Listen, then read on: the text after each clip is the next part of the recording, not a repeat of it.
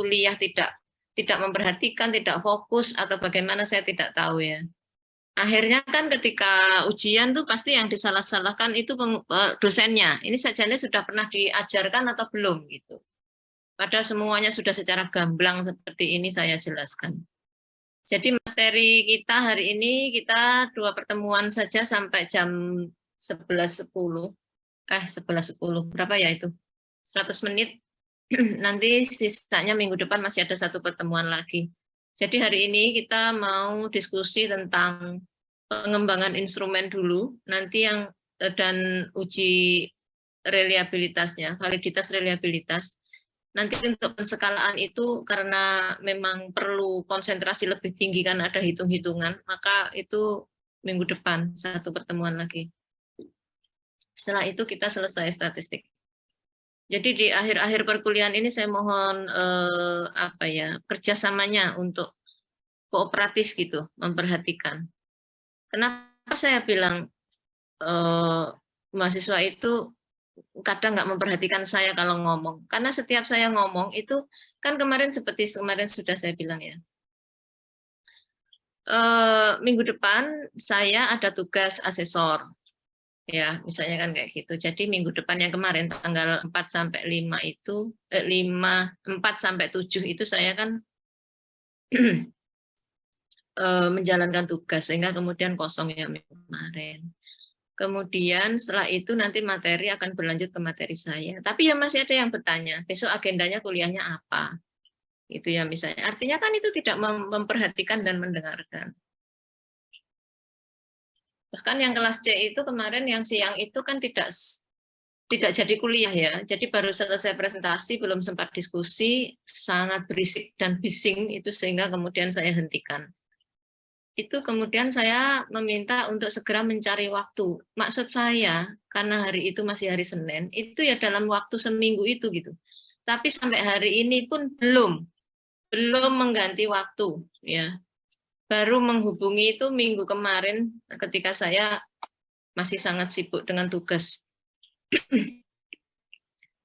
asesor. Jadi ketika saya memberikan waktu seminggu yang lalu itu seharusnya langsung segera, oh ya Bu, kami bisa punya waktu ini. Kan mahasiswa nggak perlu menyiapkan Zoom. Yang mengkoordinir Zoom itu saya dan Rodi gitu loh. Itu sebenarnya sudah dimudahkan. Tinggal memberitahu informasi, menginformasikan kapan bisa ada waktu pengganti kuliah. Ya, karena kemarin itu belum selesai. Gitu. Sampai sekarang itu juga belum. Itu juga masih terus bertanya, terus. Artinya kan sebenarnya mahasiswa ini paham nggak apa yang dimaksud dosennya gitu kalau sedang berbicara, mendengarkan apa tidak, dan seterusnya. Yang saya nggak ngerti ada miskomunikasi di mana. Anda ini sudah mulai menuju tahap pendewasaan. Jadi kalau ada orang ngomong, dosen itu kalau nggak penting nggak akan ngomong, nggak akan memberitahu, nggak akan ini itu. Jadi ya sudah, dengarkan, perhatikan, simak, lalu lakukan apa yang diperintahkan gitu, apa yang diinstruksikan. Jadi jangan selalu gagal paham, dan itu sudah saya alami berkali-kali ya, kali-kali. Ketika sudah diceritakan ini atau diminta ini, diinformasikan ini, kok kayak nggak memperhatikan gitu loh, masih banyak bertanya. Itu saya yang nggak. Maka tolong mulai segera untuk memperbaiki semua saja, ini sifatnya umum ya, mulai memperbaiki kapasitas perhatian pada statement yang diberikan oleh dosen siapapun, bukan hanya saya ya. Perhatikan dan lakukan gitu. Jangan terlalu banyak bertanya, nanti seperti Bani Israel ya, terlalu banyak bertanya mempersulit kalian sendiri. Ya sama, di kelas itu saya kan juga sering kayak gitu ya. Ini ada temannya presentasi.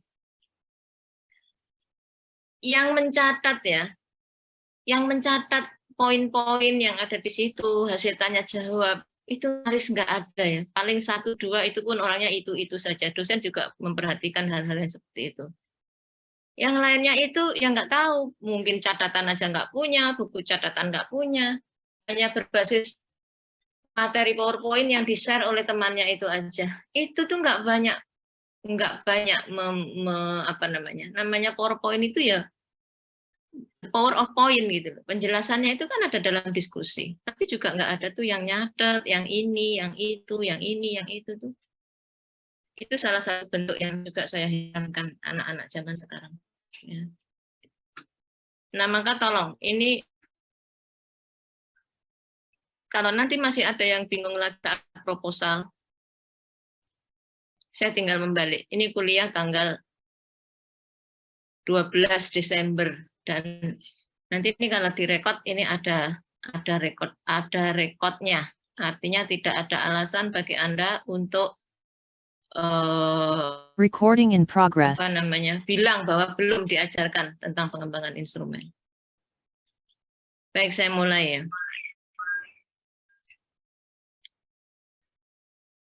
Jadi penelitian gizi ini syarat dengan data-data yang tidak hanya secara fisik tapi juga data non fisik. Ya, kalau data fisik saya kira semuanya sudah mulai memahami ya. Kemarin waktu di Medpen itu ada pengukuran status gizi antropometri dengan semua indeksnya itu adalah fisik. Kadar HB, kadar kolesterol, kemudian apapun itu yang bisa diukur secara fisik itu namanya data fisik. Tapi penelitian di bidang gizi juga sangat banyak yang akan mengambil data-data non-fisik. Data-data non-fisik itu data-data yang tidak bisa diambil secara langsung. Ya, maka kemudian memerlukan instrumen khusus. Judulnya ini saya beri PSP ya, instrumen PSP. PSP itu pengetahuan sikap dan perilaku. Walaupun sebenarnya tidak hanya terbatas pada 3 variabel ini. Masih banyak variabel lainnya yang termasuk atau tergolong masuk dalam jenis variabel non-fisik. Nah, jadi hari ini kita akan cerita bagaimana mengembangkannya, instrumen itu ya, alat ukur, khusus pengetahuan sikap dan perilaku, khusus lagi di bidang gizi. Nah, kemudian pengembangan instrumen ini nanti kita akan ikuti tahap-tahap konstruksinya. Jadi tolong diperhatikan, biar besok kalau riset, kalau sudah masuk proposal tidak bingung lagi dan tidak salah lagi, tidak ngulang-ngulang lagi proposal, tidak ngulang-ngulang lagi ngambil data dan seterusnya. Itu yang akan memperlama proses kelulusan Anda dan memperberat Anda sendiri. Nah, kita flashback sebentar ke teori pengukuran. Ya. Jadi riset itu tidak mungkin tanpa pengukuran. Ya. Jadi namanya sebuah penelitian yang menjadi syarat dari kelulusan seorang sarjana gizi atau sarjana lainnya dalam tugas akhir yang namanya skripsi itu harus ada proses pengukuran. Nah, sebenarnya pengukuran itu apa? Pengukuran itu adalah proses kuantifikasi suatu variabel. Jadi kalau ada variabel itu mau dikuantifikasi gitu loh. Ya, dikuantifikasi itu diangkakan untuk bisa lebih mudah dipahami. Jadi kalau variabel itu tidak bisa diangkakan, itu akan lebih sulit. Nah, kemudian pengukuran juga dilakukan dengan membandingkan variabel itu dengan alat ukur. Nah, sekarang kalau bagaimana ya kalau kita membayangkan mengambil data itu tanpa alat ukur? Misalnya hanya dengan ilmu kebatinan dilihat aja, kemudian tiba-tiba kita sudah tahu berat badannya, tiba-tiba kita sudah tahu tinggi badannya, itu sangat mustahil. Jadi pada pembuktian metode ilmiah secara logika itu harus menggunakan variabel, harus diukur dengan alat ukur. Nah, tujuannya apa? Mengukur itu tujuannya apa? Yaitu nanti kita akan memberi interpretasi berdasarkan referensinya, ya. Jadi kalau sudah diketahui, oh tinggi badannya sekian, berat badannya sekian, baru kita interpretasi berdasarkan referensi tertentu, baik itu yang normatif maupun yang kriteria. Oh, kalau berat badan sekian dengan rumus Broca, indeks Broca itu begini, kalau dengan IMT dibandingkan dengan umur itu begini, dan seterusnya. Maka itu yang pengukuran itu nanti akan berguna dalam memberikan interpretasi dari sebuah variabel tersebut. Nah, tadi sudah saya singgung. Jadi pengukuran itu bisa meliputi variabel fisik dan non-fisik. Pengetahuan sikap dan perilaku itu adalah bagian dari variabel non-fisik atau yang sering juga disebut sebagai variabel psikologis. Mengapa disebut variabel psikologis? Karena memang dia tidak bisa secara langsung kita sentuh, seperti halnya kita menyentuh fisik manusia. Kalau komposisi antropometri bisa kita sentuh ya. Berat badan itu disusun dari komposisi tubuh, apakah itu dari kandungan air di dalam tubuhnya ataupun lemaknya, tulang dan seterusnya, itu bagian fisik. Tapi kalau kita mau mengukur pengetahuan, itu tidak bisa disentuh. Mau mengukur sikap seseorang, itu tidak bisa disentuh. Komposisinya bukan komposisi fisik, tapi komposisi psikologis yang terkait dengan perkembangan kematangan, perkembangan pengalaman, perkembangan masa lalu seseorang, dan seterusnya. Itu bagian-bagian yang terkait dengan psikologis. Nah, ciri-cirinya adalah tidak dapat diukur secara langsung, tadi sudah kita singgung ya. Kemudian yang diukur itu hanya indikatornya. Jadi kalau saya ingin mengukur pengetahuan gizi seseorang, katakanlah pengetahuan tentang anemia gizi gitu ya.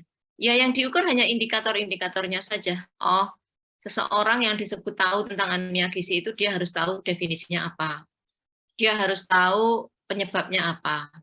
Dia harus tahu cara penanggulangannya apa. Dia harus tahu makanan apa saja yang bisa mencegah terjadinya anemia. Dia harus tahu selain makanan ada hal-hal lain apa yang perlu diperhatikan untuk mencegah dan menanggulangi anemia. Misalnya seperti itu. Itu hanya indikator-indikatornya saja. Kelemahannya adalah kalau kita salah menentukan indikator itu, maka kita tidak akan mengukur pengetahuan tentang anemia itu. Kalau Anda salah memilih indikator-indikator yang ada dalam lingkup isi konten dari anemia, maka Anda akan bertanya hal yang salah. Yang itu sebenarnya pertanyaannya bukan bertanya tentang anemia.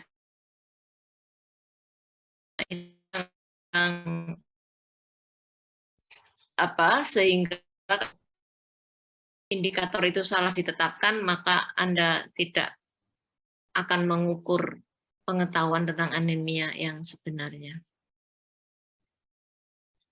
Nah, saya sebenarnya punya ini ya, untuk hal ini saya punya, sebentar saya carikan dulu.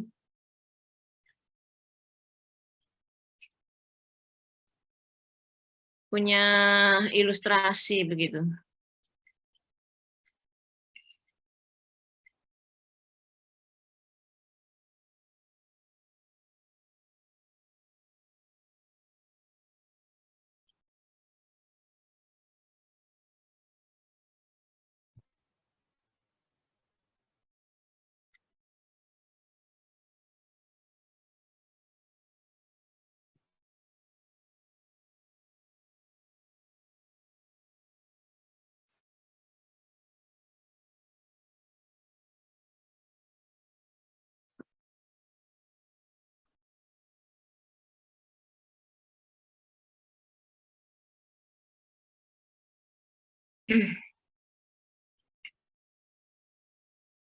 Ini adalah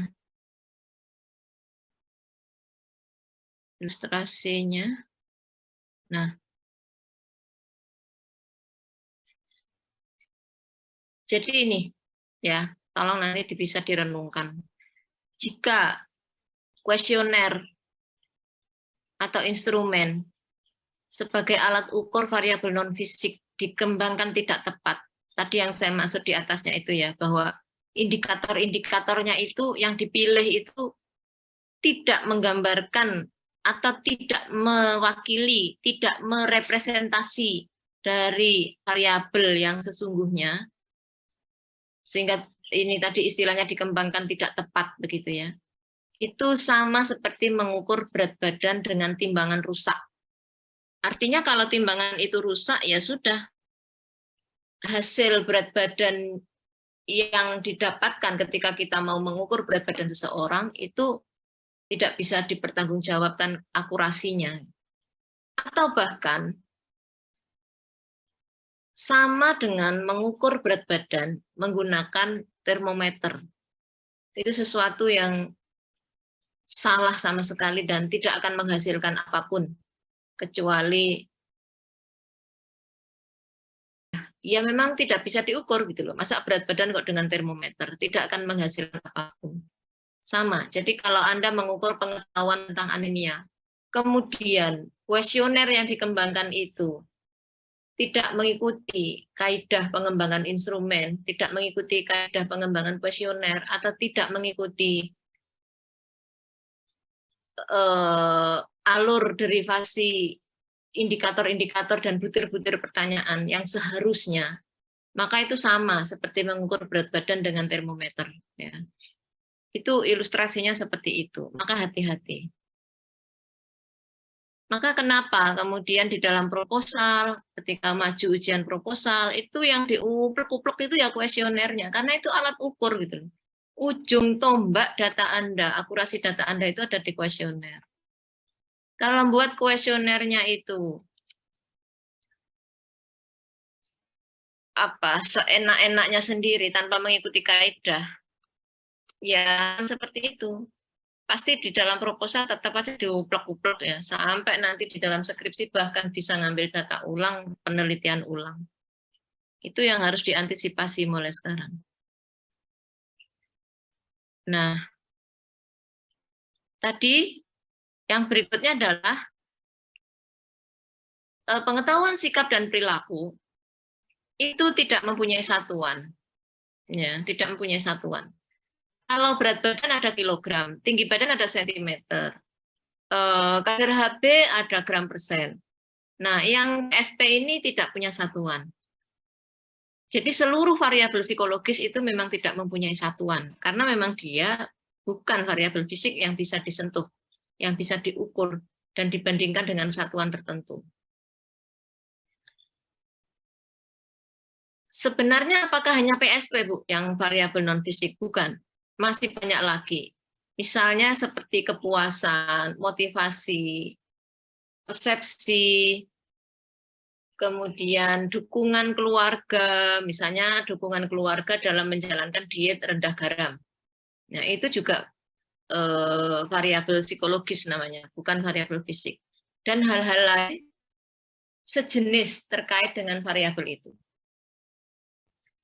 Kemudian yang keempat sifatnya adalah tidak ada alat ukur yang pasti. Ya. Tidak seperti kadar HB yang bisa diukur dengan metode tertentu yang sifatnya sudah universal. Tidak seperti tadi berat badan yang diukur dengan alat yang sifatnya sudah universal. Atau alat ukur fisik lainnya yang sudah disepakati secara universal. Maka PSP atau variabel non-fisik lainnya itu tidak mempunyai alat ukur yang pasti. Sehingga dengan demikian perlu dikembangkan alat ukur khusus sesuai indikator-indikator variabel. Makanya kenapa kalau mahasiswa mau meneliti tentang pengetahuan, mau meneliti tentang sikap, mau meneliti tentang perilaku, mau meneliti tentang persepsi, motivasi, atau apapun itu ya. Misalnya termasuk juga bagaimana kepuasan pasien di rumah sakit Muardi terhadap pelayanan gizi rumah sakit. Itu juga variabel psikologis. Tidak ada alat ukurnya. Gimana ngukur kepuasan? Gimana ngukur kepuasan pelayanan gizi pada pasien yang rawat inap itu ya? Apakah menunya sudah sesuai atau belum? cara penyajiannya gimana, keramahan ahli gizinya bagaimana, rasa menunya bagaimana, dan seterusnya, dan seterusnya. Itu tidak ada alat ukur khusus, jadi itu harus dikembangkan sendiri sesuai dengan indikator-indikator variabel yang melekat di dalam variabel itu sendiri. Nah, berikutnya ini konsep PSP. Jadi kalau pengetahuan itu karakteristiknya adalah dia masuknya ranah kognitif. Kognitif itu berkaitan dengan kecerdasan, ya. Kemudian disebutkan juga dia memiliki sifat sebagai performansi maksimal. Jadi setiap kita itu, manusia itu punya performansi, performa ya. Jadi, nah, terbagi menjadi dua, yang psikologis ya. Ini sama sekali di luar performa fisik ya. Performa fisik lain lagi indikator ukurannya. Kalau performa non fisik itu terdiri dari dua, yaitu performansi maksimal. Performansi maksimal dan performansi tipikal. Jadi performansi maksimal ini kaitannya dengan kecerdasan. Artinya seseorang itu di dalam dirinya secara psikologis itu bisa diukur kemampuan maksimalnya dalam hal kognitif. Itu yang dimaksud performansi maksimal. Kemudian indikator-indikator yang digunakan untuk mengukur pengetahuan atau yang sifatnya kognitif tadi, itu bermakna salah benar. Jadi ada batasan bahwa kalau dia menjawab ini, maka dia benar. Kalau dia menjawab ini, dia salah. Itu kalau pengetahuan. Jadi ada batasan salah benar. Maka kemudian kalau dia bisa menjawab benar semua untuk pengetahuan, maka dia termasuk mempunyai performansi yang maksimal, sampai maksimal. Misalnya maksimalnya 100, dia bisa mencapai 100. Itu berarti yang disebut sebagai performansi maksimal. Itu pengetahuan. Nah, yang sikap dan perilaku, itu jenisnya adalah yang sikap itu ranahnya afektif. Afektif itu berdiri di tengah antara kognitif dan psikomotor. Kognitif tadi lebih ke arah pengetahuan, kecerdasan, pemikiran. Tapi kalau sikap ini sudah mulai ke arah menimbang baik buruk, menimbang setuju tidak setuju, menimbang kelebihan dan kekurangan. Jadi baru ada di dalam rasa yang kemudian itu menimbang. Faktor pertimbangan, ya, afektif. Biasa disebut juga sebagai attitude, ya. Ini dia masih mempertimbangkan. Jadi sudah tahu, sudah antara pengetahuan, tapi dia belum berperilaku. Itu sikap. Nah, sikap ini masuk dalam performansi tipikal. Berbeda dengan yang maksimal tadi, tipikal. Performansi tipikal ini performansi yang tidak ada batas maksimalnya. Tipikal itu berarti sesuai dengan tipe individunya. Kalau misalnya ada pertanyaan, saya merasa risih kalau melihat sampah dibuang sembarangan. Itu tipikal sekali. Tidak semua orang itu risih kalau ada sampah dibuang sembarangan. Ya, jadi itu tergantung individunya. Itu namanya tipikal. Tidak ada salah benar. Yang ada adalah normatif. Oh ya, yang normatif itu ya sampah itu dibuang pada tempatnya. Kalau kita punya rasa risih ketika ada sampah dibuang dibuang sembarangan, itu berarti tipikal kita adalah tipikal orang yang mendukung kesehatan lingkungan dan begitu. Tapi kalau ternyata kita tidak merasa risih jika ada sampah dibuang sembarangan, itu tipikal kita memang ada di situ. Tipe individu cuek ya, jadi tidak salah tapi dia menyimpang dari normatifnya gitu. Itu yang disebut sebagai performansi tipikal. Jadi tidak ada konsep salah benar, dia mau bersikap apapun, setuju dengan sampah dibuang sembarangan, sangat tidak setuju, itu tergantung pada individunya masing-masing. Ya. Sama seperti misalnya mencuci tangan dulu sebelum makan. Itu tipikal. Ada orang yang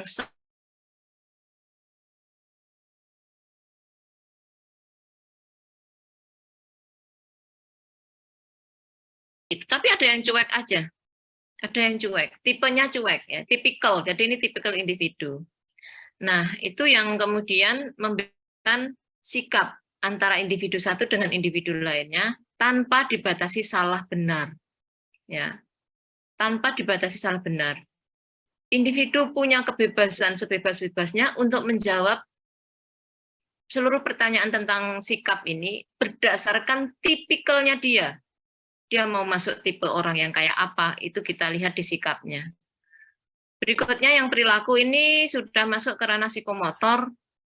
Ini juga psikomotor itu sudah ke perilaku, praktek, ya, gerakan, tindakan, amaliyah, action. Jadi ini sudah terlihat.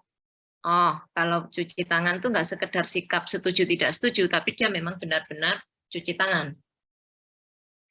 Kalau risih melihat sampah dibuang sembarangan, dia tidak hanya sekedar merasa risih, tapi dia juga akhirnya membuang sampah pada tempatnya. Itu sudah perilaku.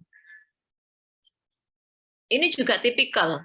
Sifatnya masih tipikal. Tidak ada salah benar, semuanya dikendalikan dari masing-masing sikap, masing-masing perilaku individu terhadap perilaku normatif di dalam masyarakat itu. Itu yang kaitannya dengan perilaku. Jadi itu perbedaan pengetahuan sikap dan perilaku.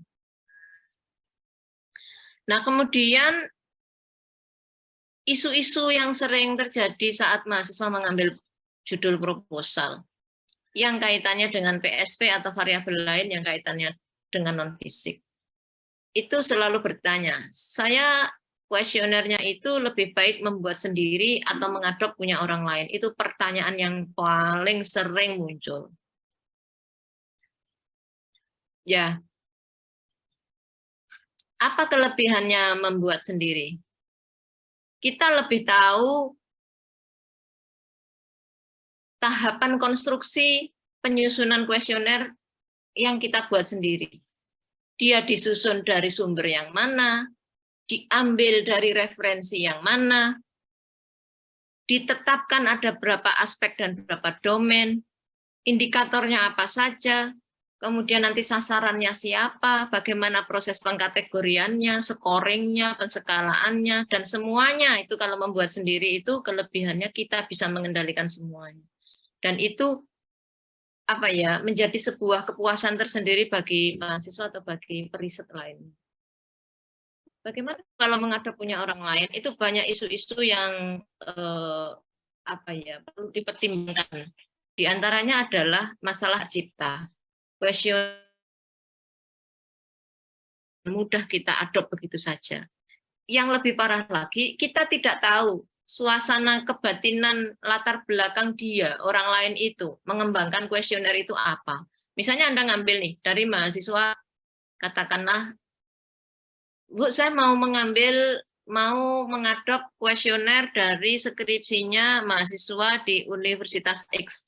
Kita tidak tahu caranya dia mengembangkan instrumen itu seperti apa, sudah diujinya itu oleh siapa, model pengembangannya seperti apa, sasarannya siapa, dan lain-lain kita tidak tahu ya. Dan itu tidak dipastikan tidak sesuai dengan responden yang ada di dalam wilayah riset kita. Pasti, karena berbeda, sangat berbeda. Ada bias kultural yang harus dipertimbangkan, dan hal-hal lain yang lebih banyak kelemahannya kalau kita mengadop punya orang lain. Jadi saya selalu, kalau membimbing mahasiswa itu, lebih baik kita mengembangkan sendiri kuesioner itu. Sedikit tapi berkualitas. Sedikit tapi kita bisa mempertanggungjawabkan kualitasnya. Selain itu kita bisa mengklaim itu sebagai karya kita sendiri dengan mendaftarkannya di Dirjen Kekayaan Intelektual sebagai bentuk haki, ya, akan terbit sertifikat haki. Ini loh kuesioner buatan saya sebagai mahasiswa. Itu. Jadi nanti bisa diklaim, bisa dipakai oleh orang lain tuh, tapi sudah dalam keadaan formal, kemudian cerita kronologis tahapan tentang konstruksi instrumen itu di dalam buku itu, di dalam bagi itu sedemikian lengkap, ya. Itu namanya mengembangkan instrumen. Kemudian berapa pertanyaan? Nah, berapa pertanyaan? Nanti kita akan bahas di bawah. Kemudian bagaimana tahapan konstruksi juga ada di bawah, dan scoring interpretasi ini minggu depan baru bisa kita pelajari satu pertemuan di minggu depan. Sekarang saya mau menunjukkan contoh saja. Saya sudah mengembangkan beberapa kuesioner, saya contohkan salah satu saja. Ini sudah terdaftar hak kekayaan intelektual.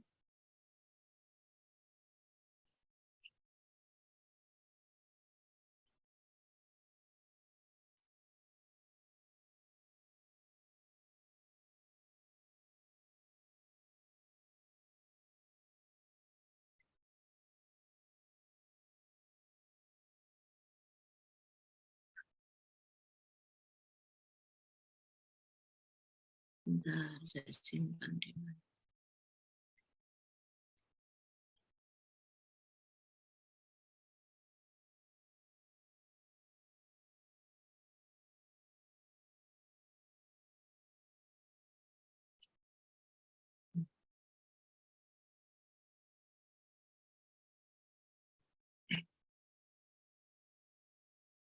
Oh, ini.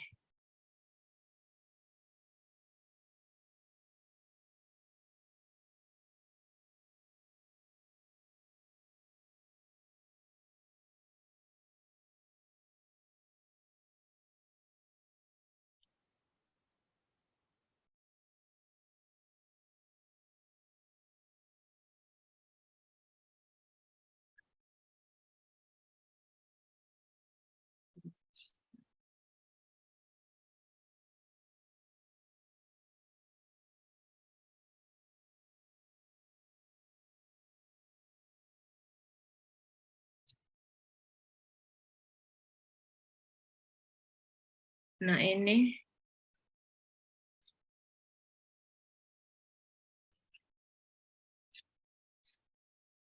saya menyusun kuesioner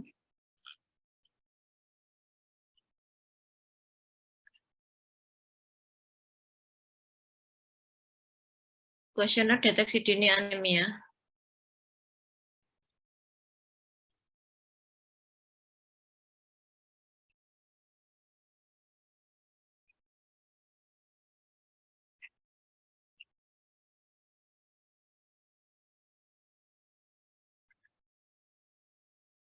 Jadi kalau sudah disusun dalam bentuk buku seperti ini sudah menjadi hak cipta kita. Jadi orang lain kalau mau menggunakan ini harus seizin kita. Ini dilindungi 70 tahun.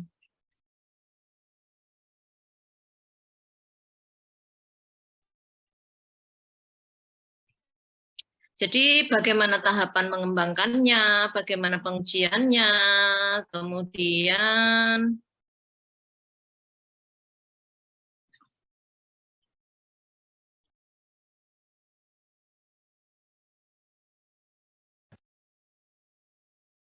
dan seterusnya sampai bagaimana interview apa itu namanya pewawancaranya itu mau bertanya tuh sampai ada petunjuknya. Pertanyaan nomor ini di apa namanya dijawab dengan apa, caranya bagaimana itu sudah ada semua. Nah, ini kuesionernya seperti ini.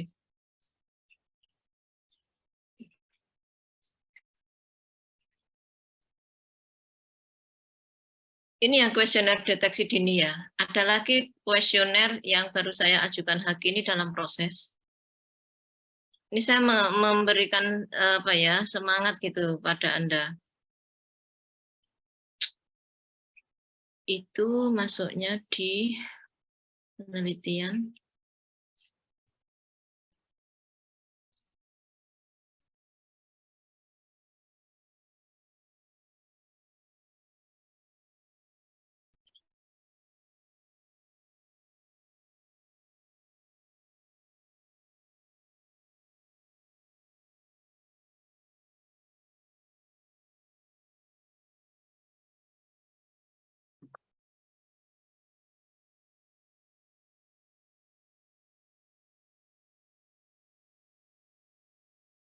Bahwa kita itu bisa gitu loh, mau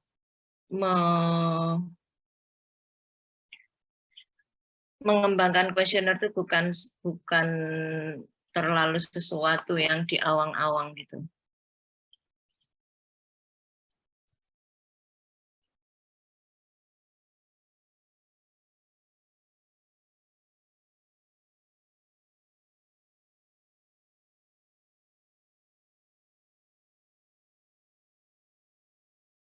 Sebentar,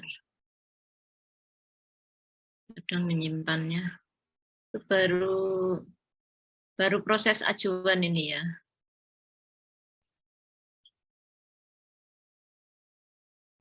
Saya cari di sini. Saking banyaknya yang diajukan nih.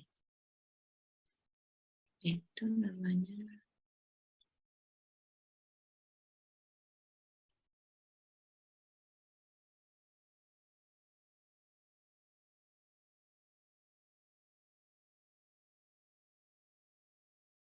Oh, ini dia.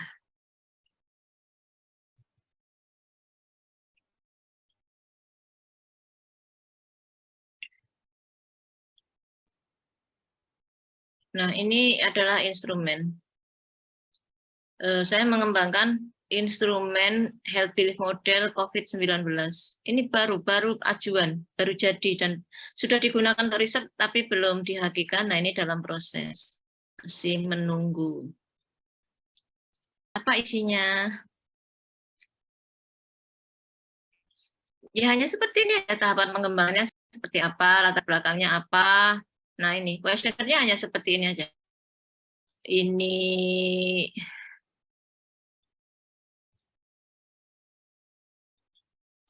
instrumen health belief model terhadap COVID.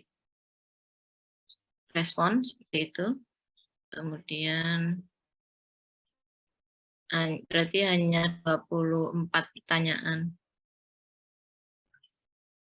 Ya. 24 pertanyaan itu sudah bisa jadi haki. Gitu.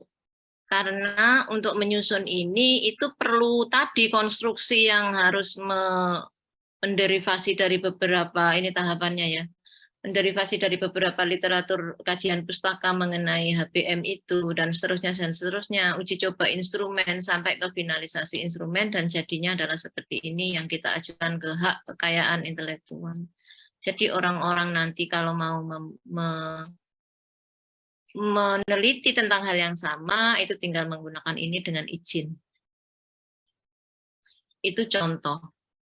Nah, artinya bahwa mahasiswa juga bisa melakukan itu, tapi dengan bimbingan dosennya, pastilah dengan bimbingan dosen. Maka saya kalau membimbing mahasiswa, termasuk yang besok mau maju proposal tanggal Rebo itu juga mengembangkan instrumen juga. Termasuk kemarin yang besok sudah mau wisuda itu juga, itu 2 orang diantaranya juga mengembangkan instrumen. Puas gitu loh kalau kita mengembangkan instrumen sendiri, selain bisa menjadi tadi hak kekayaan intelektual. Baik, kita lanjut ke materinya tadi. Nah, karena yang kita ukur itu adalah variabel psikologis, tadi sudah saya beberapa memberikan prolog, dia punya keterbatasan, dia tidak bisa diukur langsung, yang bisa diukur hanya indikator-indikatornya saja, dan seterusnya, maka menyusun alat ukur ini atau menyusun kuesioner itu, menyusun instrumen yang terkait dengan pengetahuan sikap dan perilaku itu, harus penuh perencanaan dan mengikuti langkah-langkah metodologis. Nah, sekarang kita bicara pengembangannya, nih tahapannya. Pertama, kita melakukan identifikasi tujuan pengukuran. Jadi mulai sekarang, Anda yang sudah mau tertarik meneliti tentang pengetahuan sikap dan perilaku, identifikasi nih tujuan Anda apa? Oh, saya ingin mengukur pengetahuan tentang diet rendah garam, gitu ya. Pada pasien atau pada keluarga? Kalau pada pasien sudah banyak ya, pada keluarganya. Kenapa? Karena diet rendah garam itu keberhasilannya ditentukan juga oleh dukungan keluarga. Itu sudah banyak teori yang menyatakan seperti itu. Namun yang meneliti masih sedikit. Ya, itu maksudnya klinik atau masyarakat, Bu? Ya, bisa masuk klinik kalau ke arah dietnya, tapi kalau ke arah persepsi, pengetahuan, kemudian dukungan keluarga, yang kaitannya itu apa ya, dengan dinamika masyarakat di komunitas, mengambil datanya di komunitas, itu bisa masuk di titik masyarakat. Boleh. Jadi pembimbingnya siapa, Bu? Silakan, boleh dari masyarakat, boleh dari klinis. Nah, kalau misalnya saya beri contoh itu ya, karena kalau yang pengetahuan tentang makanan jajanan, pengetahuan tentang anemia, pengetahuan tentang itu sudah banyak ya. Yang belum ada itu yaitu dukungan-dukungan keluarga, motivasi-motivasi keluarga dalam memberikan support kepada pasien tertentu gitu loh. Itu yang masih jarang di gizi ini. Maka saya membuka peluang besar untuk Anda meneliti ke arah sana. Di DM, orang dengan setelah divonis DM itu apa yang terjadi pada dirinya itu luar biasa ya, gejolak, dilema psikologis seseorang yang divonis DM itu tidak karu-karuan itu. Apakah sudah ada yang meneliti? Belum banyak. Kalaupun ada, itu mungkin yang kaitannya dengan ini ya, dengan kondisi psikologis mungkin setelah divonis kena DM atau apa. Tapi yang dengan apa itu diet, bagaimana dia menjalani diet, persepsinya bagaimana, sikapnya bagaimana, pengetahuannya bagaimana, motivasi keluarganya bagaimana, ya, dukungan keluarga bagaimana terhadap kepatuhan diet DM itu masih jarang.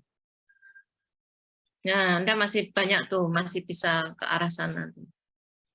Kepatuhan-kepatuhan diet itu. Itu nggak harus ke rumah sakit ya, itu dietetik masyarakat. Jadi ngambil datanya adalah pada keluarga pasien yang prolanis lah katakanlah. Di sebelah saya ini kan ada, di sebelah rumah saya itu kan ada klinik ya, klinik sayang keluarga namanya. Dia juga membina prolanis. Saya tuh kalau melihat setiap hari Ahad itu ada senam prolanis, itu ya terharu ya sebenarnya. Ya Allah, betapa orang-orang itu berjuang untuk hidup sehat gitu loh. Prolanis itu orang yang sudah divonis DM, hipertensi, asam urat atau apapun itu penyakit tidak menular ya. Ibaratnya itu dia sudah pakai gelang. Kalau orang mau pergi umroh atau pergi haji itu dia sudah pakai gelangnya itu gelang yang sudah risiko tinggi ya. Itu orang-orang sudah kayak gitu.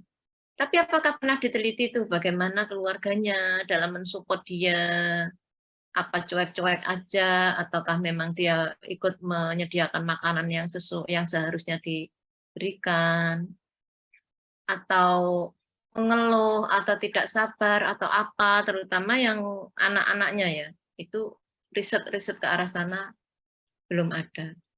Saya sih merencanakan karena saya setiap minggu lihat orang-orang prolanis itu, tapi karena saya masih ada riset 2 tahun, 3 tahun ke depan yang tentang COVID tadi ya, masih belum bisa meneliti itu. Maka silakan Anda kalau mau tertarik ke prolanis itu di puskesmas, di klinik-klinik punya bidan swasta, tapi itu sudah banyak ya.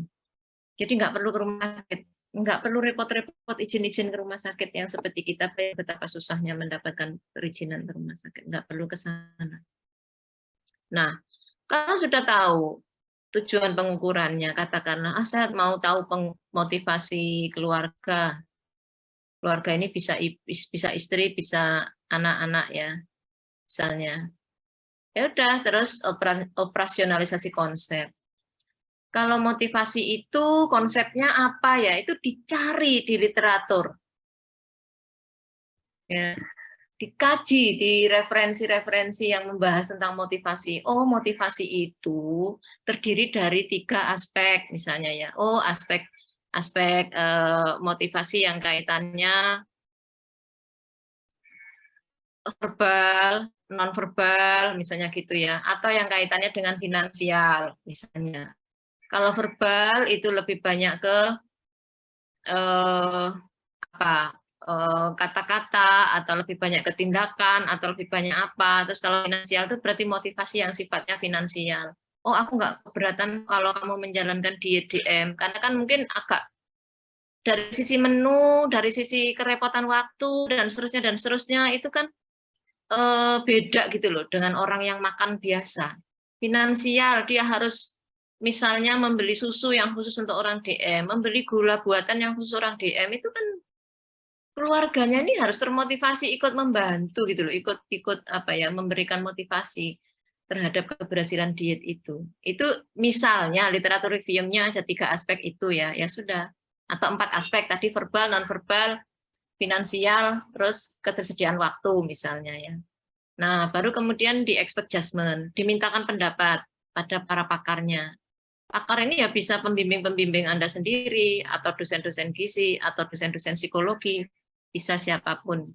Hanya sekedar untuk sharing aja, ini kalau seperti ini bagaimana ya Bu, ini saya punya, ini bagian dari itu. Setelah itu langsung merancang kisi-kisi, ya kisi-kisi kuesioner nanti di bawah. Kemudian menulis butir-butir pertanyaan. Berapa butir sih Bu pertanyaannya itu? Tidak ada batasan sebenarnya. Namun dalam kesepakatan dunia perinstrumenan itu kita berangkat dari kemampuan orang menjawab pertanyaan kita. Maksimal tuh orang akan bertahan 15 sampai 30 menit itu sudah maksimal dia memberikan informasi yang memang optimal. Lebih dari itu atau bahkan lebih dari 45 menit dia sudah meracau ya. Menjawabnya mungkin sudah tidak menggambarkan kondisi yang sebenarnya. Itu yang berapa jumlah butirnya tadi tergantung waktu. Maka biasanya kita sepakat itu ada kesepakatan yang tidak tertulis secara universal tuh 20 sampai 30 item setiap variabel. 20 sampai 30 item. Itu nanti belum diuji ya. Setelah diuji pasti nanti ini kan ada uji coba nih. Jadi setelah ditulis 20 sampai 30 item, kemudian disempurnakan tata bahasanya, nanti di bawah ada pengujiannya bagaimana. Kemudian desain tampilannya seperti apa. Baru kemudian diuji coba kuesioner itu. Diuji coba, nanti penjelasannya juga di bawah. Kemudian diinterpretasi dan direvisi. Baru akan menjadi final kuesioner yang siap digunakan untuk penelitian. Ini tahapannya seperti itu.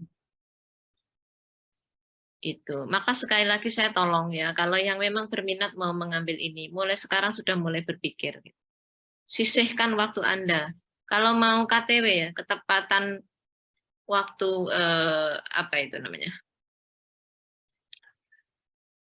Ketepatan waktu studi itu ya. Itu ya mau semester 8 akhir sudah wisuda ya, harus mulai berpikir keras gitu loh. Anda kalau mau mendapatkan sesuatu yang lebih baik, itu nggak bisa hanya dengan mimpi, kemudian hanya dengan angan-angan, itu nggak bisa. Ya, saya dulu misalnya ya, kuliah itu selalu tepat waktu, kemudian bahkan menjadi apapun, misalnya ujian skripsi pertama kali satu angkatan, misalnya ya, lulus pertama kali di S3 angkatan, seangkatan misalnya kayak gitu. Tepat 3 tahun misalnya kayak gitu. Itu effortnya itu berbanding lurus dengan effort yang kita berikan. Lah kalau kita cuma tiduran aja, banyak tidurnya daripada bekerjanya, banyak tidurnya daripada berdoanya, banyak tidurnya daripada prihatinnya. Ya bagaimana kita mau bisa lulus tepat waktu atau apapun itu? Silakan, saya tidak mau mengatur itu. Anda sudah dewasa, bermuhasabalah. Berapa waktu yang Anda gunakan untuk screen time yang kaitannya dengan yang tidak berkaitan dengan perkuliahan. Itu Anda sendiri yang bisa menghitungnya. Nah, kemudian dari tahapan itu, yang pertama kita ini tadi kan, item generation itu yang ini ya, operasionalisasi konsep itu namanya item generation. Jadi mengenerate item atau butir-butir. Butir-butir pertanyaan. Jadi kalau saya bicara item itu berarti butir pertanyaan. Item itu sama dengan butir pertanyaan.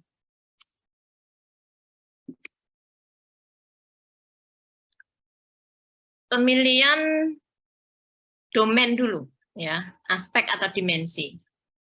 Baru pemilihan indikator domain, baru pemilihan item-item yang mewakili indikator. Nah, itu yang, jadi milih aspeknya dulu, domain, aspek, dimensi itu sama ya. Terus milih indikator, baru milih item atau butir-butir pertanyaan. Nah, domain itu apa? Domain atau aspek atau dimensi itu adalah bagian dari variabel yang diidentifikasi. Nanti kita lihat ya. Terus indikator itu bagian dari domain, item adalah bagian dari indikator. Item itu butir pertanyaan. Nah, ini catatannya adalah satu objek ukur tidak mungkin hanya satu aspek atau satu dimensi atau satu domain. Satu domain tidak mungkin hanya satu indikator. Satu indikator tidak mungkin hanya satu item. Nah, secara skema mudahnya itu seperti ini. Jadi tadi ada konstruk psikologis kan. Mau motivasi, mau pengetahuan, mau sikap, mau perilaku, mau apa tadi, dukungan keluarga, mau kepuasan, persepsi, atau apapun itu. Yang penting itu adalah konstruk psikologis, kemudian diderivasi lewat literatur review tadi, itu dibagi dimensi 1, dimensi 2, dimensi 3, atau domain 1, domain 2, domain 3, atau aspek 1, aspek 2, aspek 3. Setelah itu, diderivasi lagi, di breakdown lagi, dimensi 1 ada indikator 1 dan indikator 2. Dimensi 2 ada indikator 3, 4, dan 5. Dimensi 3 ada indikator 6 dan 7. Jadi ingat, satu dimensi atau satu domain atau satu aspek tidak boleh hanya satu indikator, minimal 2. Minimal 2. 3, 4 boleh, tapi juga jangan terlalu banyak juga, nanti terlalu luas. Ya, jadi ini minimal 2, ya 2 sampai 3 gitu indikatornya. Nah, nanti satu indikator ini juga tidak mungkin hanya satu instrumen, satu item atau satu butir pertanyaan. Minimal 2 butir pertanyaan. Nah, sekarang saya mau cerita tentang best practice. Sebelum kita masuk ke skripsi yang besok mau diuji. Soalnya masih anget ya, masih ujiannya masih besok. Anda kalau mau ikut, boleh ya. Kan boleh tuh anak-anak semester 6, semester 5 mengikuti proposal kakak tingkatnya. Besok hari Rabu jam 2 ya. Boleh. Untuk seharusnya malah diwajibkan ya. Kalau zaman saya dulu, kalau sebelum maju proposal itu sudah harus punya tanda tangan pembimbing minimal 10.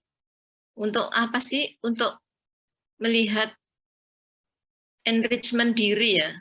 Self-enrichment. Oh, kalau maju proposal itu seperti itu. Oh, masukannya seperti itu. Oh, kalau buat PPT itu seperti itu. Gitu loh. Jadi enrichment-nya itu di situ. Nanti ketika Anda bergilirannya, ya akan sampai waktunya Anda ada pada posisi itu. Dan itu tidak bisa dihindari.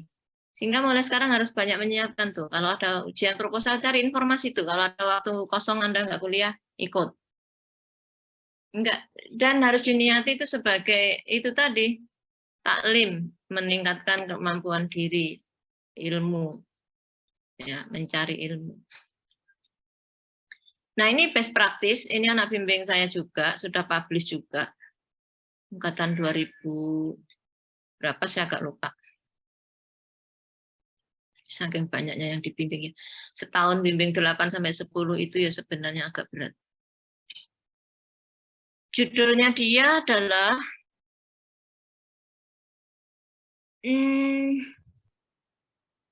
hubungan pengetahuan dan persepsi ibu balita mengenai informasi nilai gizi pada label susu formula. Ini judulnya ya.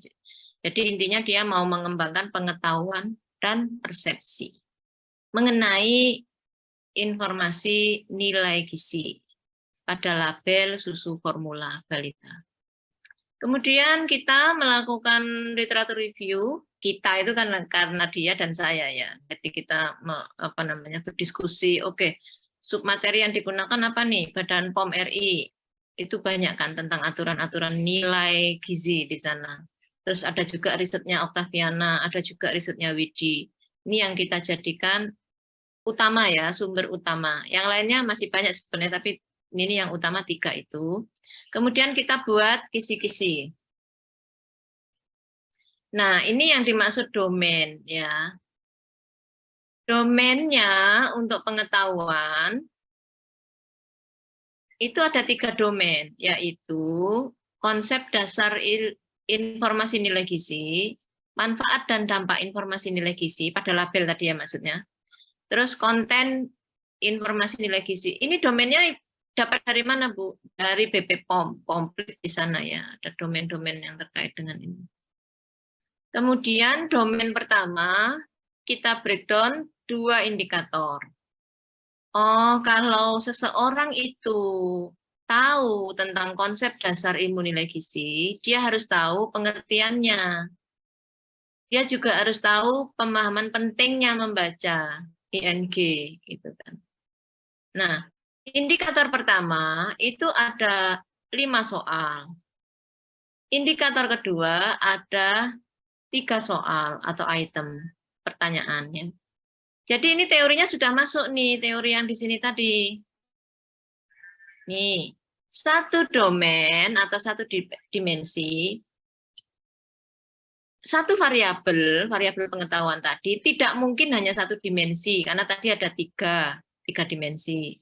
Satu dimensi tidak mungkin hanya satu indikator tidak mungkin hanya satu item. Ini kita terapkan di sini nih. Ini minimal itemnya jumlahnya 3. Minimal indikatornya juga 3. Jadi bahkan tidak ada, sebentar, indikatornya itu 2 ya, 2 semua, minimal 2. Setiap domain itu punya 2 indikator, 2 indikator, 2 indikator. Setiap indikator punya 3 sampai 5 pertanyaan. Artinya teori tadi sudah kita terapkan.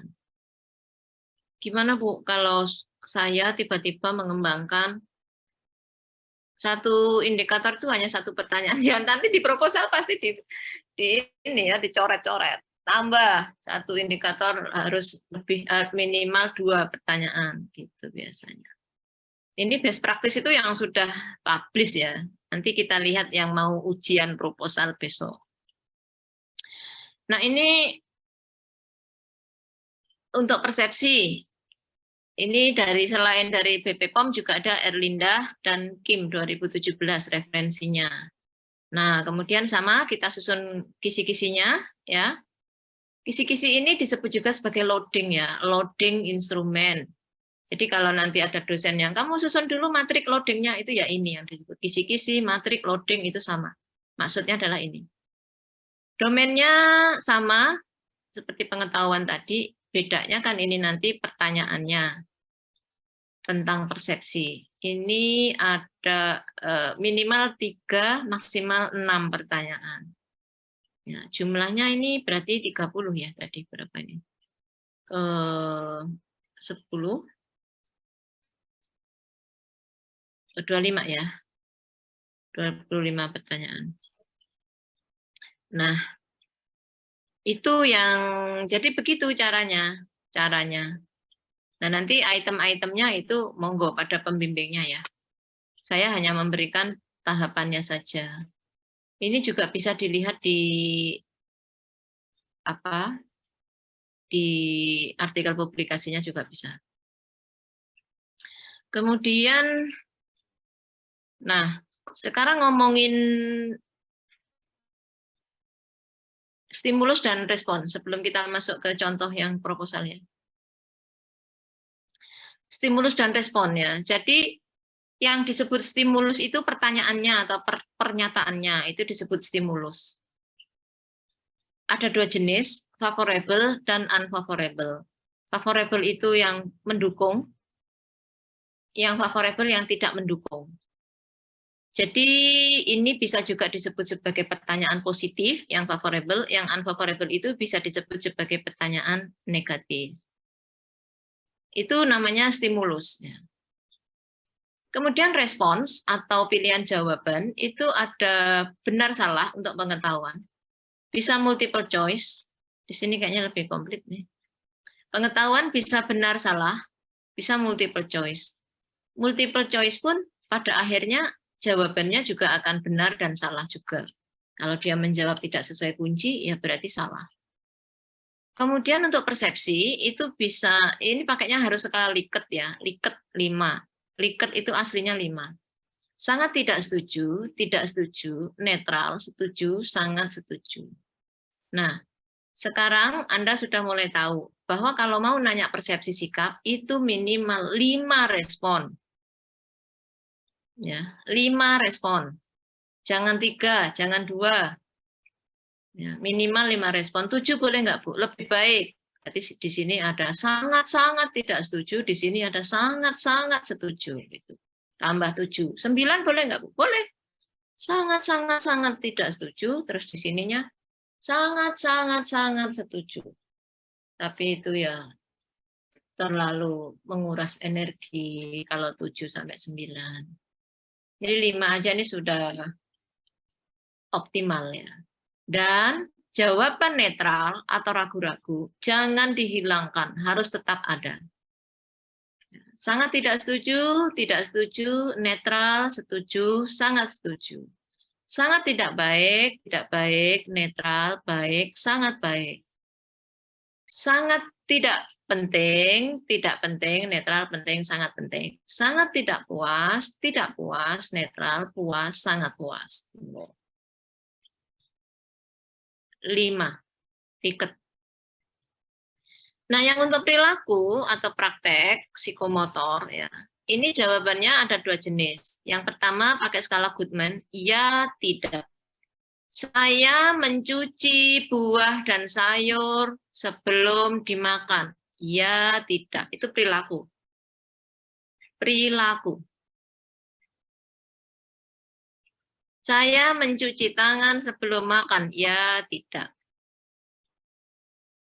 Apalagi? Saya mengkonsumsi tablet tambah darah rutin setiap hari. Ya, tidak. Cuman, kelemahan jawaban ya tidak ini, dia terlalu kasar.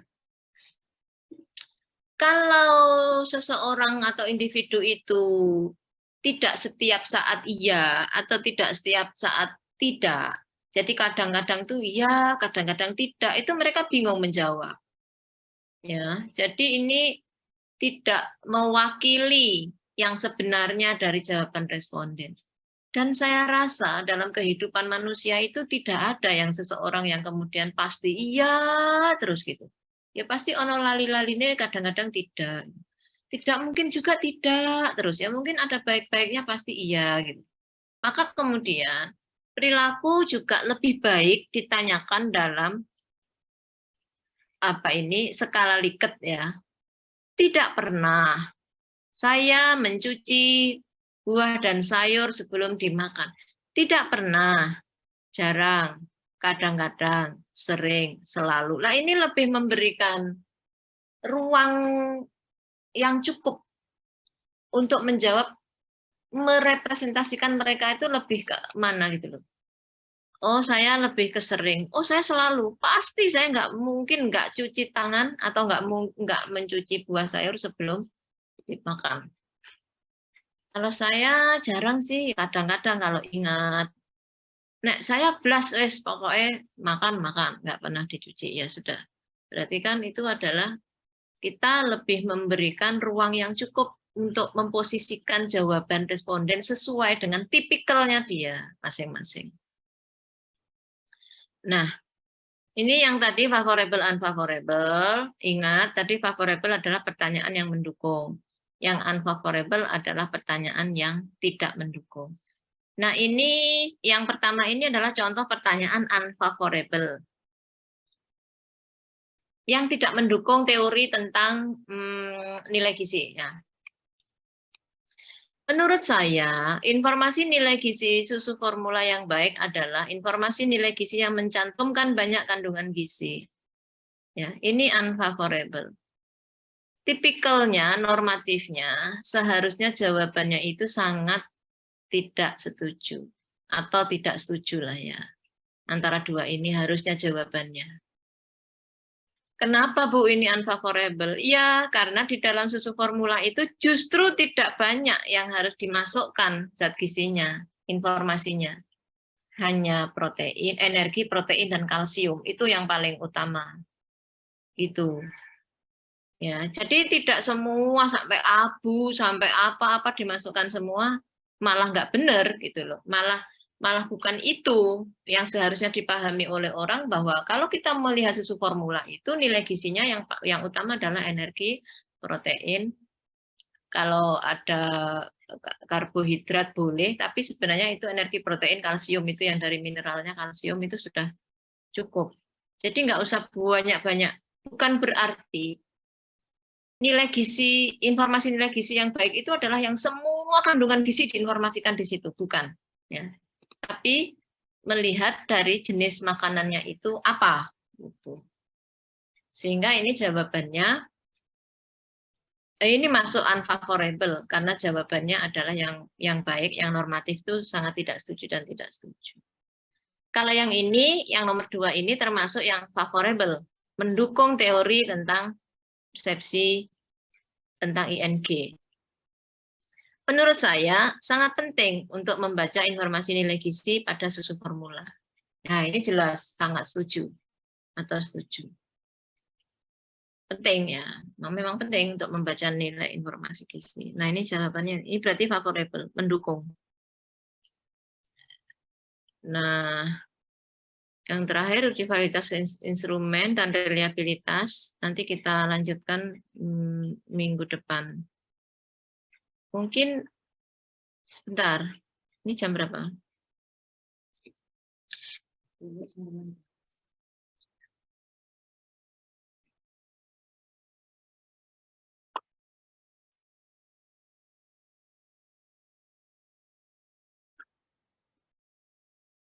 Mungkin ini kita pengembangan dulu ya, validitas sama reliabilitas, insya Allah minggu depan, sama penskalaannya. Sampai sini ada pertanyaan dulu? Sebelum saya masuk ke contoh proposal yang besok mau diuji.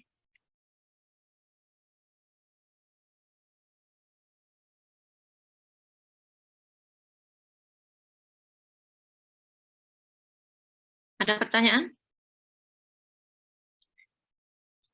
Belum, Bu. Belum. Belum itu sudah paham atau terkaget-kaget atau belum siap atau bagaimana? Anda itu kan sudah menerima mata kuliah dasar-dasar penulisan ilmiah ya? Sampai mana itu tahapannya?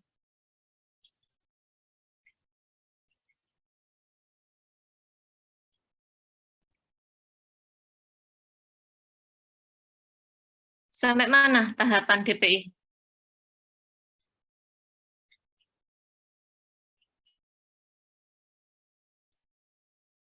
Halo?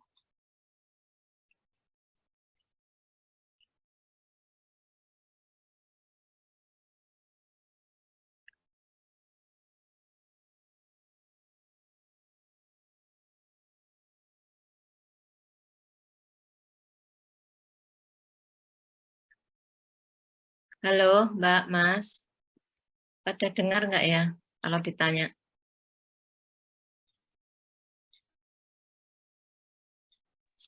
Izin menjawab, Bu. Kemarin DPI baru sampai literatur review. Literatur review. Terus sudah diarahkan pada proposal kan? Anda sudah dapat ini apa? Sudah punya cita-cita gitu, mau ngambil proposal, mau ngambil lingkup riset apa untuk proposal?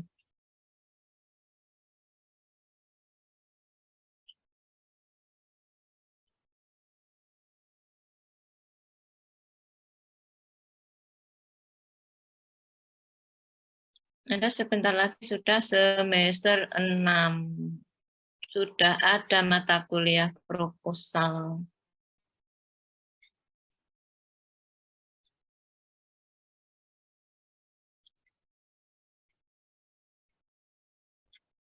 Oke, dari saya tadi ada pertanyaan enggak? Sepanjang itu saya menjelaskan dan itu merupakan konsep baru bagi Anda yang saya yakin baru pertama kali Anda dengar dan tidak ada pertanyaan. Saya izin bertanya, Ibu. Ya, Mbak Tasila, silakan Mbak. Iya, Mbak Bu. Tasila terus ya yang bertanya.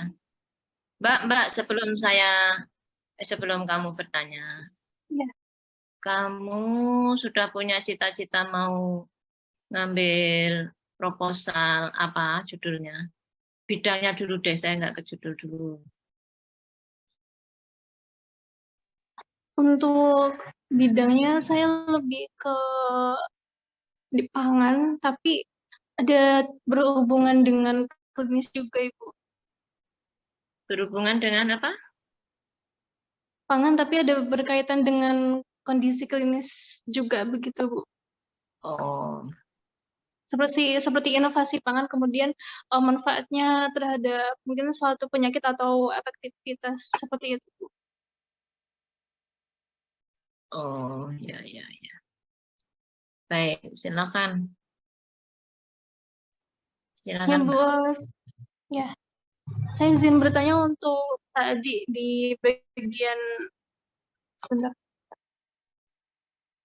Untuk kuesioner yang pengetahuan atau yang kognitif itu tadi ada 2 jenis, benar atau salah, dan yang multiple choice itu dalam kuesionernya boleh ada dua-duanya, benar, salah, dan multiple choice atau hanya salah satu ya, Bu?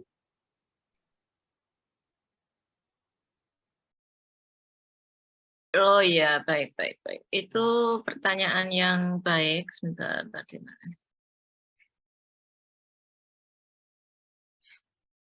Jadi begini, kita itu kalau mau menentukan jenis respon, itu harus melihat sasaran kita. Kalau itu anak SD, sebaiknya satu jenis saja. Kalau true or false, ya benar salah saja. Karena kita tahu kemampuan kognitif anak SD itu masih berkembang. Jangan sampai dia sudah bingung menjawab soalnya, bingung menjawab responnya misalnya. Jadi sebenarnya sah-sah saja sih mau digabung antara yang true or false atau yang multiple choice, tapi nanti itu agak merepotkan saat ngoreksi part 1. Yang kedua, pada akhirnya juga jawabannya nanti juga akhirnya scoring gitu loh. Misalnya gini, misalnya pertanyaan benar salah ada 10 katakanlah ya. Kemudian pertanyaan multiple choice-nya ada 10. Jadi totalnya 20 soal. Otomatis scoringnya itu kan setiap soal punya bobot, kalau mau dimaksimalkan 100, berarti kan satu soal itu punya bobot 5, karena jumlah soalnya 20. Nah, kemudian pada akhirnya nanti juga yang menjawab benar salah pun juga jawabannya itu kalau yang sesuai kunci dia mendapat skor 1, kalau yang tidak sesuai kunci juga mendapat skor 0. Demikian juga yang multiple choice, yang sesuai kunci mendapat skor 1, mendapat skor 4 karena 104 ya. Kalau yang tidak menjawab sesuai kunci mendapat skor 0. Pada akhirnya walaupun jenis soalnya berbeda tapi bobotnya itu pada akhirnya sama. Masing-masing soal bobotnya 4. Kemudian yang berikutnya, mengapa sebaiknya yang digunakan adalah satu jenis saja?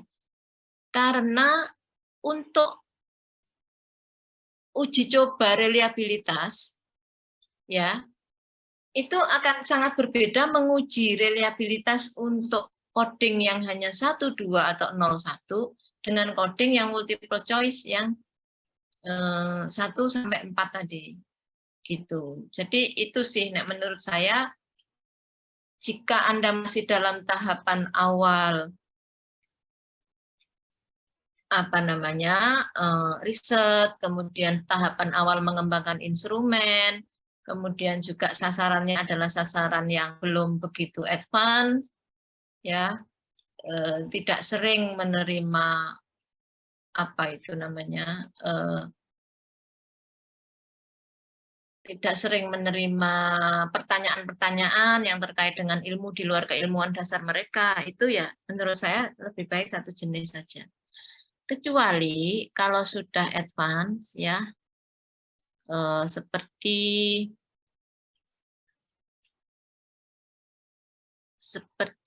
riset saya yang saat ini sedang running,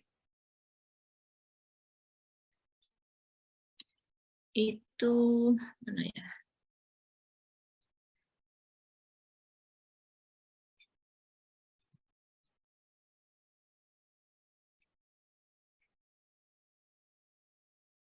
Ini ada berapa instrumen ya? 1, 2, 3, 4, 5, 6. Ada 6 jenis instrumen riset saya saat ini tuh. Kalau mau lihat bagaimana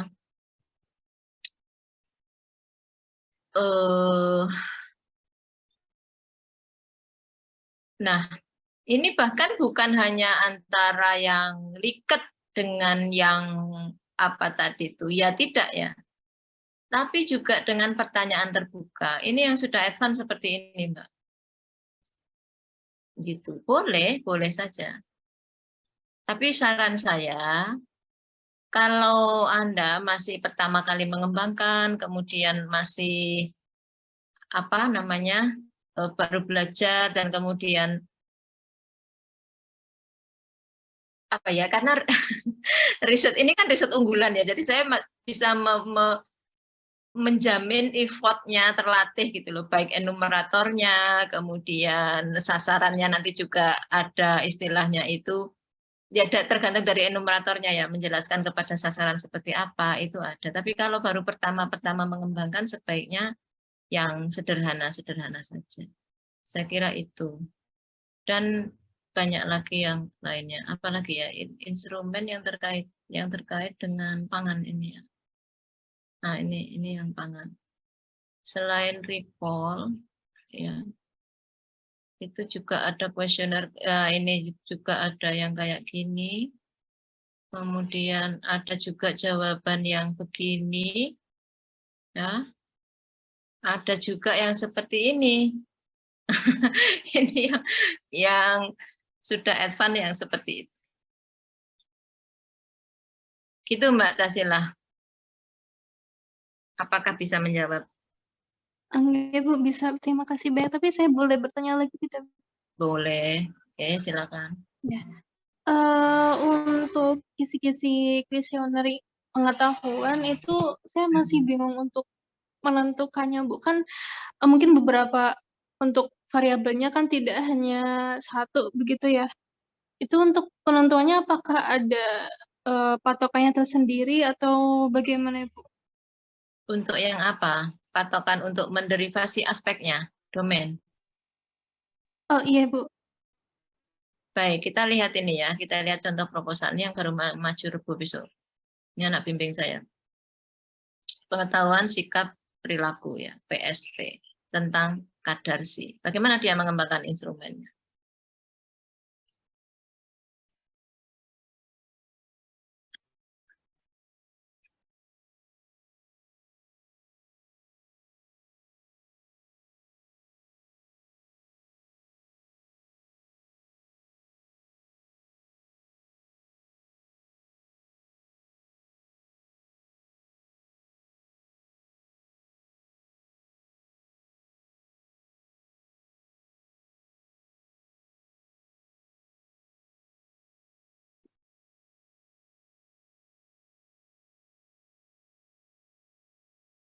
Nah, ini. Ya, seperti teorinya tadi, menyusun kuesioner sikap dan perilaku. Pengetahuan sikap dan perilaku. Ya, menentukan tujuan yang akan diukur yaitu mengetahui pengetahuan sikap dan perilaku. Mencari dan mengkaji literatur sebagai dasar pembuatan kuesioner. Menentukan domain 3 sampai 5 domain per variabel.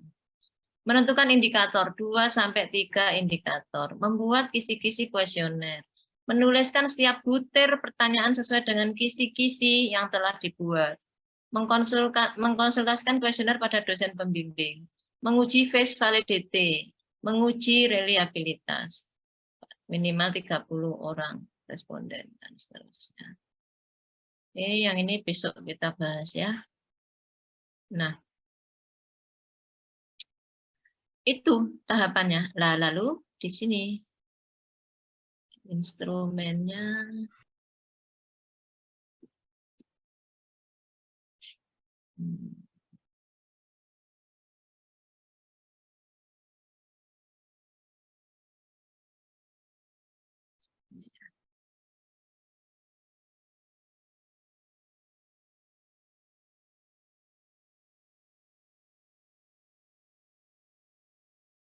Ini dia juga pertanyaannya, pengetahuannya dia pakai multiple choice, Mbak. Multiple choice. Ini baru mau diuji loh ya, besok pasti masih banyak masukan juga. Tapi saya memberikan contoh saja kepada Anda untuk apa namanya, salah satu contohnya itu bisa seperti ini.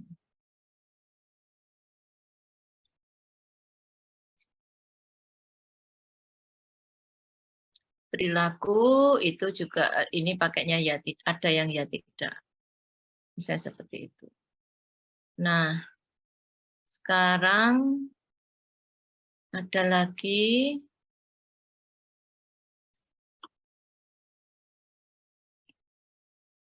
yang siapa ya kemarin? Yang sudah saya submit ya. Ini sudah submit di Sinta 2, tapi saya lihatan skripsinya dulu saat ujian.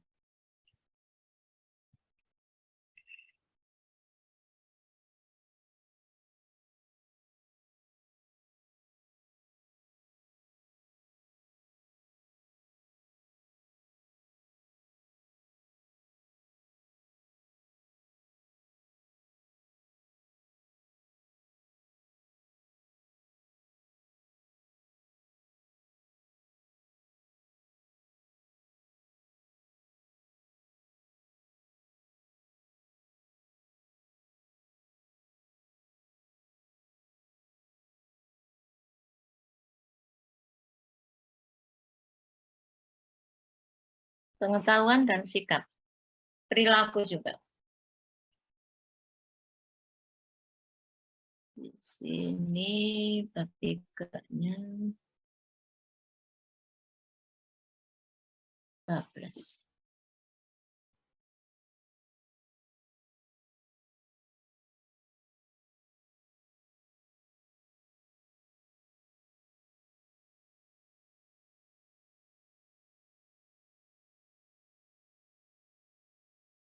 DO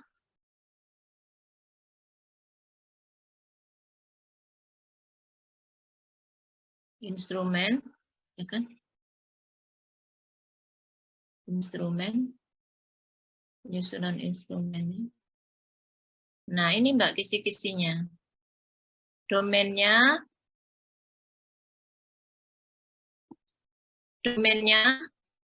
ini mereka atau mahasiswa ini kreatif sendiri, mencari di buku apa yang tentang kisi-kisi pengetahuan gizi makanan jajanan. Oh, yang pertama tuh domainnya ada konsep dasar.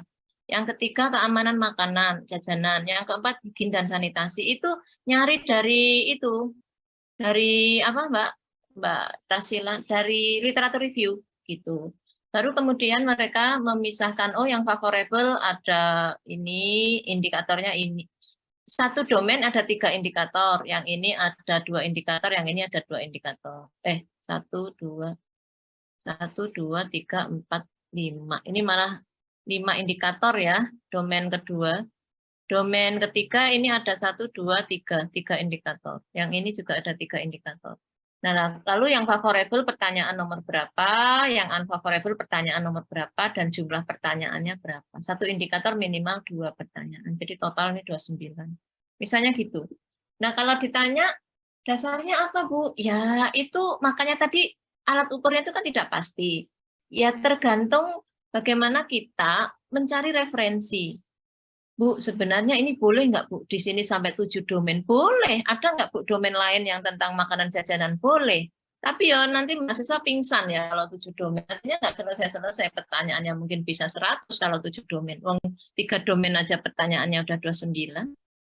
Gitu loh. Jadi itu kayak expert judgment kita aja. Makanya kenapa harus ada pembimbing? Harus di bawah supervisi pembimbing untuk membuat ini, karena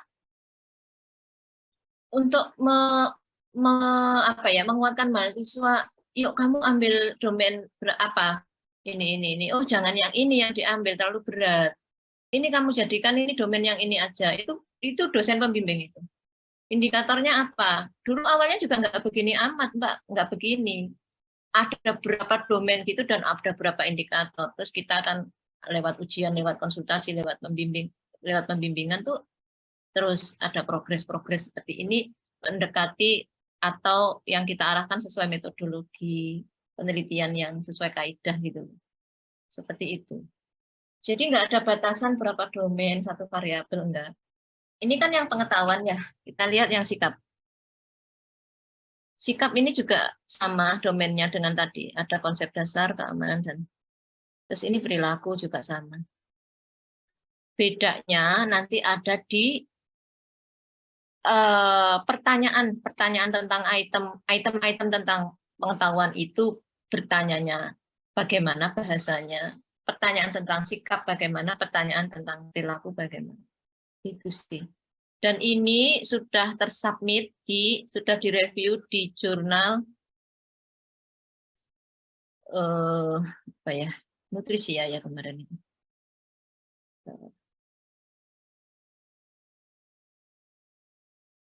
Ya, ini submit.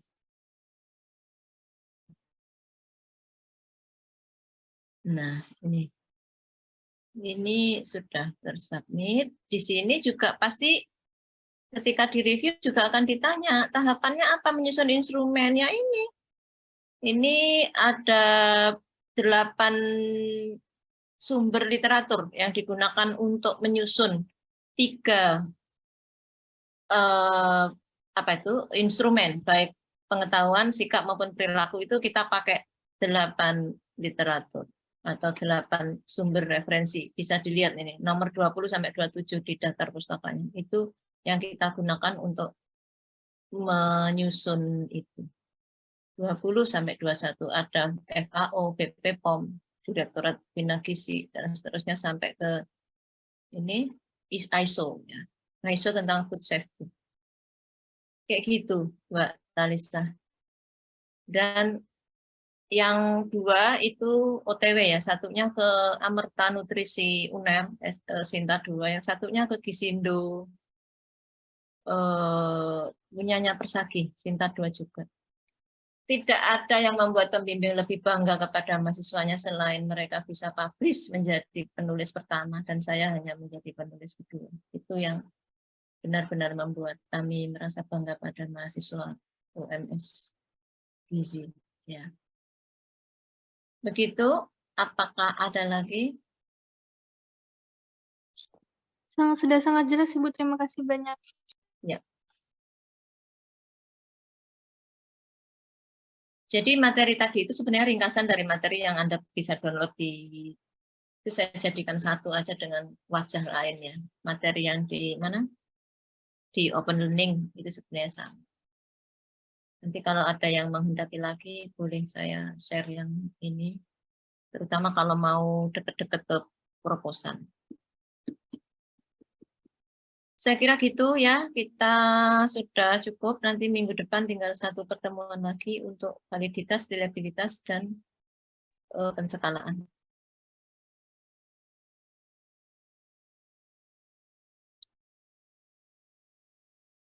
Sudah ya? Masih ada? Baik, kita akhiri. Sekali lagi terima kasih atas segala perhatiannya. Mudah-mudahan apa yang kita diskusikan pagi ini bisa bermanfaat. Paling tidak itu bisa menambah wawasan Anda. Kalau diajak ngomong orang-orang tentang instrumen atau kuesioner itu tidak bengong ya, bisa ikut menimbrung dan menambahi seperti apa, bahkan bisa merekomendasikan, bahkan bisa mengajari teman-teman yang prodi-prodi lain juga, atau nanti bahkan kakak tingkat yang mungkin masih bingung dan seterusnya. Terima kasih. Mohon maaf atas segala kekurangan. Saya akhiri, wabillahi taufiq wal hidayah. Assalamualaikum warahmatullahi wabarakatuh.